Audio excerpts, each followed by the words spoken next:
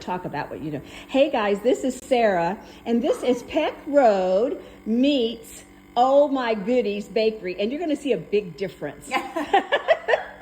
Sarah has seen some of my disasters. All right. So I'm making a farmer's market cake for a 1-year-old. So this is going to be a grocery bag, a disposable, reusable, I should say. And then I'm going to fill it with some fondant fruit and vegetables that I made. So before I do that, I'm just kind of airbrushing it to give it a little bit of a different texture where it looks a little bit more realistic. Now, is that airbrush, is that like you would use it for any regular painting too, or do you buy special? It is, it's actually made for edible, like food coloring. But you can use it for, okay. I mean, if you wanted to. It's not just made for it's not just baking. Yeah, exactly. And it's nice because you can control how fast it comes out, and then I have all the colors so it's nice. It's just a different, because coloring buttercream, so that's what I did first. I did the light color buttercream. And then doing this just kind of gives it a little bit extra. And then it kind of gives it some, the look of it kind of being bent or and whatever. I made my little. Oh, and now talk about this. So this first birthday, her name's Paxton, and her mom designed her own logo for her farmer's market. And how did so you make that? I have a printer that prints on edible icing sheets. And so I was able to take their logo and turn it into food, basically. And so then I printed it and I put it on some fondant, and then that way her grocery bag's gonna be. And it's so, the printing on it is so pretty. It's, how sometimes when you have something like that, the printing looks a little, and how pretty it is. Yeah. I mean, it's. I do like to make everything look as realistic as possible. And so that's one thing that the edible image printer does, because then, I also have a Super Mario cake that I did. And so I was able to actually print a Mario and have it look just like him. So it's nice. And I also, another order, I have this week is for a beauty salon in town. And so they sent me their logo. They're celebrating 5 years. And so they sent me their logo, and I was able to print that and put it on their cupcakes. Wow. So people will actually get cupcakes with. And then what flavor cake is this? This one is strawberry. Oh, really? Yeah. And I'll actually show you in a second, because what I'm going to do, if you want to come look at the fruit and veggies I made. Oh, look at these. So these are all going to go in the top. And so I'm going to cut out and lower it a little bit so it looks like they're actually inside the bag. Yes. So that means there's going to be some extra cake. So I'll get to share some with you. Oh, and you make your own cake flour, correct? I do. And your frostings. Yep. And you bake every single day? I don't bake every single day. I kind of have a schedule where I bake once or twice a week. Really? But I end up decorating, or I'm making fondant details every day. I'm doing something. Oh, I see. I kind of do all the fondant work on Monday or Tuesday, sometimes Wednesday if I have a lot. And then Thursday is when I usually start doing this part, the buttercream and the final decorations. Because almost all my cakes are due on the weekends for parties. Not all of them. A lot of times I have cake orders during the week. This week I've had to pick up every day. Oh, really? Work. Yeah. So but I try to do all my baking because it just makes it easier when I have at least 10 to 12 orders a week. Yeah. 4 of those could be chocolate cake. So I don't want to have to make chocolate cake every day. Right. And so I just do them all at the same time. So wow. It makes it. And I was going to ask you, let me think what I was going to ask you. So do you bake you didn't just bake this cake today, or you do? No, I did not bake it today. I bake it the day before usually, and then I wrap it in saran wrap and let it, because it's also easier to decorate when they're cold. Okay. And so, I keep them wrapped up tight, and then I put them in the refrigerator and let them get nice and cold. And then I'll crumb coat them the next day, usually in the morning before I go to work if I don't go to the gym that day or whatever. And then When I come home, it's nice and cool, and then I put the final coat of buttercream on, and then I can put all the decorations on and stuff. What is, I heard you say that you do make wedding cakes. What has been your most difficult cake? Have you had something that was just, what have I got myself into? Yes. I would say, and I've done 2 of them now, so I obviously didn't learn from my first, my first one, but I've done a cake that looks like a Jeep Wrangler. Oh, I've done 2 of them. No. And that was really difficult. I kind of underestimated the time it would take to do all the details, because you've seen Jeeps, they have the lights and every single detail about them. And if you don't get all those details right, the owner will know. Like, they take and then they'll, serious. wow. It is so, but it was so much fun. That, and then I'd say the other difficult one I did was a shoe, a Nike high top. Oh, really? Which was really cool. It was a groom's cake, because the groom is actually a semi-pro basketball player. Okay. And so his fiance ordered his groom's cake to look like one of his actual basketball shoes. So yeah, that one was a tricky one too. But wow. I love a challenge, so that's why I don't ever say no. Of course, you'll see, and you'll figure it out. Now, I am going to be a little nosy. How much did they pay for a Jeep cake? Can I ask or not? Absolutely. It's been a little while, but I believe the first one I did was about $450. Was it really? Yeah. So good for you. Yeah, it took me, I think I timed myself. I want to say it was about 11 hours that it took me, which is way longer than like a cake like this would take. This kind of cake is probably going to take me. It's hard to say for sure, because, you know, you bake on one day, you do the fondant, you do decorating on different days. And so I don't really time myself from start to finish, because I never do a cake start to finish at once. But most of my cakes I can get done, you know, in less than 2 hours. So wow, so 11 hours was, weren't you? And are you saying 11 hours in the day? No, it was spread out over a few days, because that was one that I was able to make a bunch of the details and fondant early. So that way, and that's nice. It's not like, and sometimes I want the fondant details to dry, like these fruits and vegetables. I don't want them to be too soft. But like the handles I just put on here, I wanted to be soft, because I want it to kind of hang drape. naturally. Yeah. And do people eat the fondant? Sometimes, you know, a lot of times, especially with kids love it. They like it. It's sugar. You know. Oh, it's just sugar. It's powdered sugar and marshmallows. That's what. Oh, it is. That's what fondant's made out of. I didn't know that. It is just sweet. It is very sweet. Oh. It's like edible Play-Doh, basically. So not a lot of adults, I don't think, really eat it. Right. And that's another reason why I don't cover cakes in fondant, because you're just going to peel it off, and you want the buttercream. And you want the buttercream, But, you know, some things you just have to use fondant for. Obviously. Didn't you have to on the Jeep, or did you use frosting? Yeah, the Jeep did have to be covered in fondant. Yeah. But most of my other cakes I do, I try to do the base of the cake always in buttercream, and then just fondant details, because then you can just pick them off.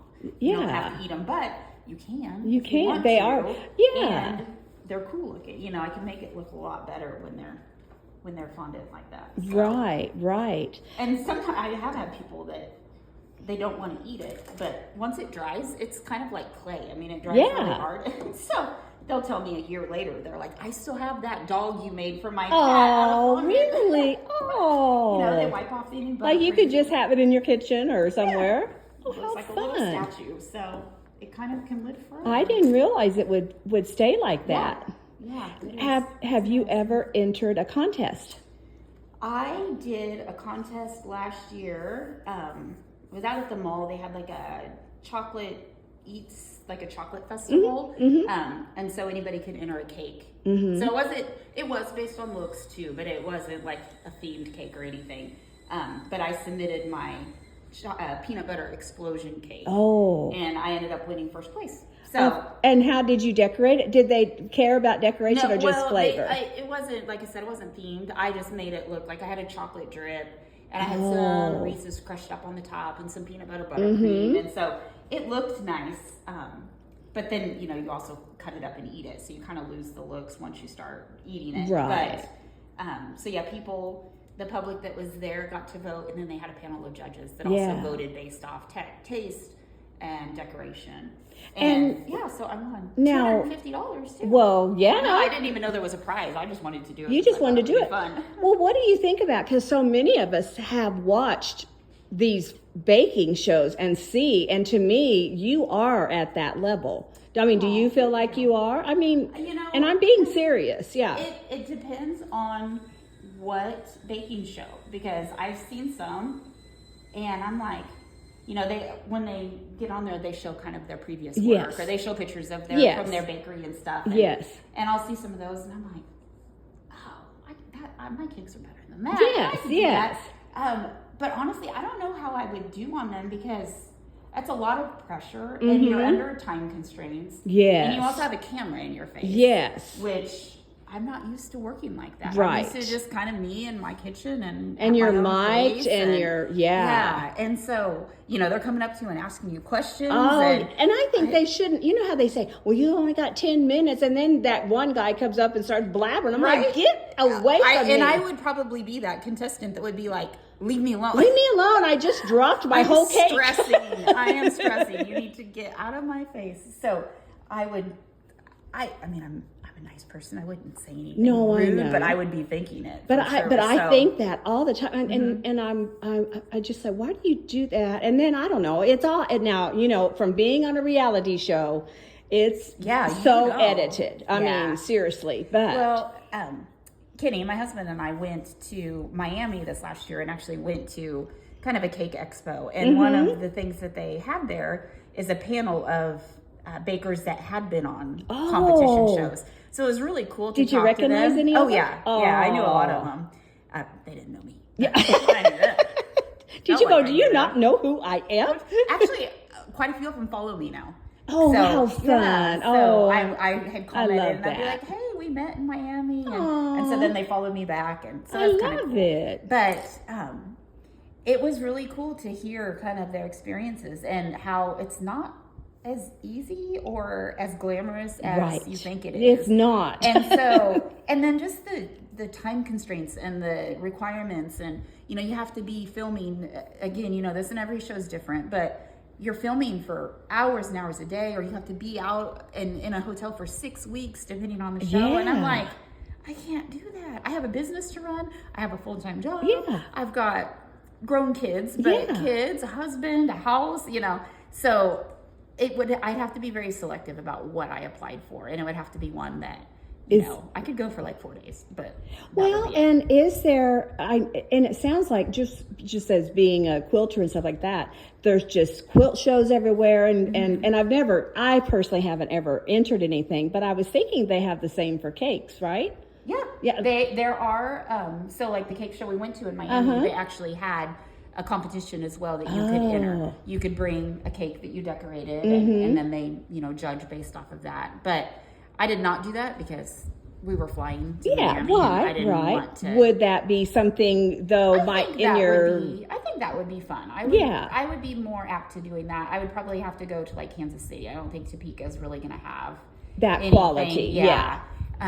And even Kansas City. Or even saying, you could hop on the train and go to Chicago with a cake. Yeah. And, a lot of this work, I could do a lot ahead of time, but some of the finishing stuff I could do in the hotel. And there was actually a show on TV that follows bakers, and that's what they do, is they enter competitions all over.